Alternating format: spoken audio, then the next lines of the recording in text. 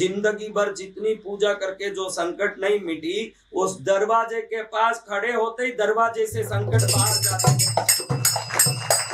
कि हम जिस जगह पर घर में देवताओं का स्थान बनाते हैं वो हम पूजा करने के लिए बनाते हैं अपनी इच्छा अनुसार। कोई छोटा सा एक स्थान एक मार्बल का रख के दुकान से खरीद के लाके बना लेता है। मैं देखता हूँ रास्ते में बेंगलुरु में ये बन्नारघट्टा साइड में सब छोटे छोटे मंदिर बने हुए रेडीमेड मिलते हैं। आप लोग जो बेंगलुरु जाओ देख सकते हैं, छोटे छोटे मंदिर ऐसे आड़े नुकले बेचते हैं। तो हम वो ले जाके रख लेते हैं घर में, उसमें देवता बैठा लेते हैं। लेकिन देवता ये घर बनते ही उसके अलग अलग दिशाओं में स्वयं ही आके बैठ जाते हैं। आपको ये मालूम नहीं होगा।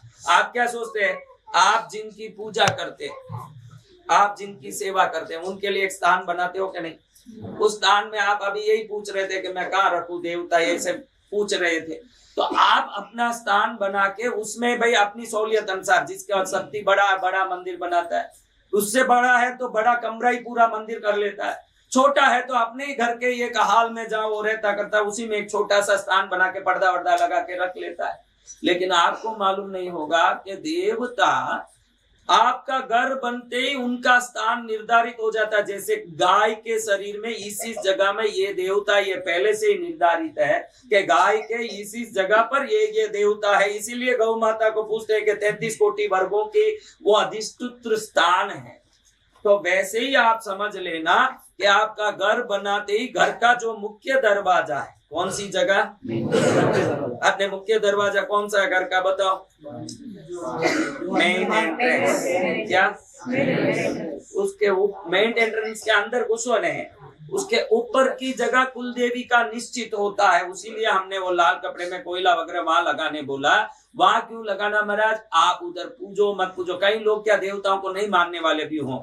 अभी कोई बोले कि मैं सूर्य को नहीं मानता हूँ, अब इसके मानने नहीं मानने से सूर्य का आना जाना रुकने वाला है? सूर्य का अस्तित्व कोई बिगड़ने वाला है? तो इस संसार में कोई चीज आपके मानने नहीं मानने से नहीं, उसके अपने अस्तित्व से वो विद्यमान है। ध्यान रखना, आप मानो नहीं मानो, आप जैसे चमनियों तो बहुत हैं उनके पास। उन देवताओं को क्या कमी है? पूजने वालों की। पूजने वाले को दुनिया में लाख कमी है, वो कमी का भंडार। क्या है? वो कमी का भंडार है। देवों को कौन सा भंडार में कमी है भाई बता? तो वो देवता आपके हर घर में, आपके हर घर में आप जहाँ पूछते हो वहां होना जरूरी नहीं है। जहाँ आप पूछते हो वह आपके पूजा के बल से ही वो उपस्थित होते हैं। पूजा बलवान नहीं है तो नहीं रहेंगे, लेकिन जिन जिन जगह में वो रहना है वह आप स्वीकारो या नकारो तो भी वो वहां रहेंगे। उस जगह में कुल देवी का स्थान है मेन दरवाजे के पीछे ऊपर का भाग। और जब भी घर से बाहर निकलो, घर के अंदर आओ, आते ही निकलते समय प्रणाम करके माँ हमारी यात्रा की रक्षा करना ऐसा बोल के निकले। अंदर घुसते ही माँ इस घर में सुख शांति भरे ऐसा बोले। वो अगर सुनवाई होना कुल देवी को, तो आप कुल देवी के स्थान में बोलने से सुनवाई नहीं होगी, वो दरवाजे के ऊपर बोलने से ही सुनवाई होगी, क्योंकि उसका सुनने का स्थान वही है। आप सोचोगे कि मैं धूप दीप कर लूं और जाके खड़े होके कुल देवी के मेरे मंदिर में सुनाऊं, वो वहां नहीं सुनती है। वो सुनने का स्थान वही है। आपके जीवन में कोई कमी हो और आपको कुल देवी को सुनाना हो, ऐसा कोई इच्छा हो, तो आपको मेन डोर के पास अंदर से खड़े होके मेन डोर के ऊपर के दीवार को नमस्कार करके माँ हमारी ये तकलीफ है आप मिटा देना ऐसा बोलोगे। तो छोटा तकलीफ हो तो 3 दिन में, बड़ा तकलीफ हो तो 16 हफ्ते के अंदर निश्चित वो तकलीफ मिट जाता है। क्यों बात सुनती? बाकी कोई कहे कि हम 1.25 मन लापसी चढ़ा दिए, हम ऐसा कर दिए, हम 5 खोपरा जोत भरा दिए, हम फलाना कर दिया। 5 खोपरा नहीं 25 खोपरा का जोत भरो या 1.25 मन नहीं 125 मन का लापसी भरो, वो सुनती उसी जगह में है। किस जगह में बताओ देखते हैं? तो आज से ध्यान रखो, कोई संकट आवे ने, कोई दुख आवे ने, पहले सीधे दरवाजे के पास पहुंचो, उसको दुख करो। खुदा उसको छोड़ने की जरूरत नहीं है। उस जगह में फोटो गिटो मूर्ति कुछ नहीं, वो वहां दृश्य रूप से विद्यमान है ही। समझ रहे हो?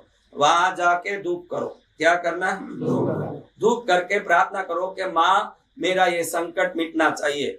जिंदगी भर जितनी पूजा करके जो संकट नहीं मिटी, उस दरवाजे के पास खड़े होते ही दरवाजे से संकट बाहर जाते हैं। संतों का काम ये ज्ञान देना ही है।